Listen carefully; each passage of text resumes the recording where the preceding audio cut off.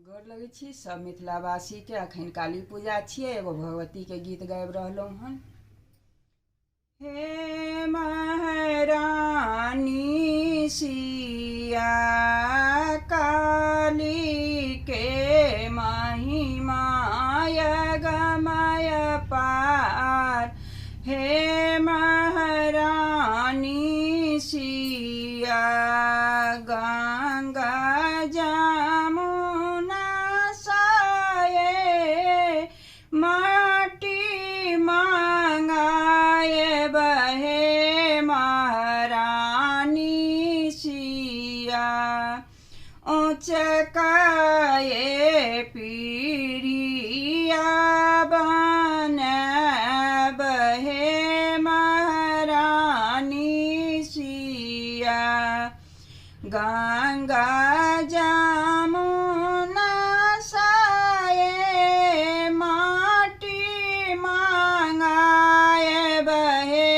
महारानी सिया ऊंचकाए पीरिया बन बहे। महारानी सिया कौने फूल ओढ़न मैया कौने फूल पहिरन। कौने फूल माता के सिंगार। हे महारानी सिया कौने फूल ओढ़न मैया कौने फूल पहिरन। कौने फूल माता के सिंगार।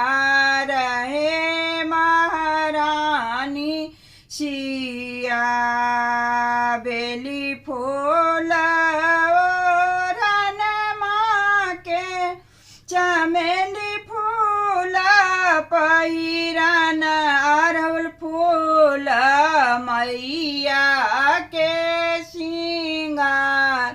हे महारानी सिया बेली फूल ओढ़न माँ के चमेली फूल पहिरन। अरहुल फूल मैया के सिंगार। हे महारानी सिया पहिरी ओढ़िए काली ठार भेली गबरबा।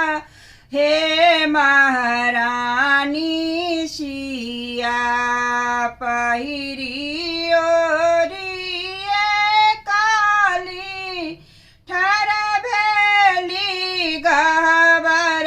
हे महारानी सिया सूर्य जोत माता मालिन। हे महारानी सिया सूर्य ज्योति मैया मालिन। हे महारानी सिया महिमा के मैया गम पार। हे महारानी सिया महिमा के मैया गम पार। हे महारानी सिया भनहि विद्यापति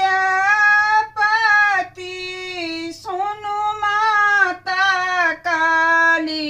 हे महारानी सिया भनहि विद्यापति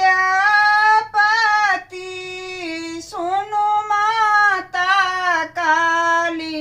हे महारानी सिया सेवक पारा होइया उने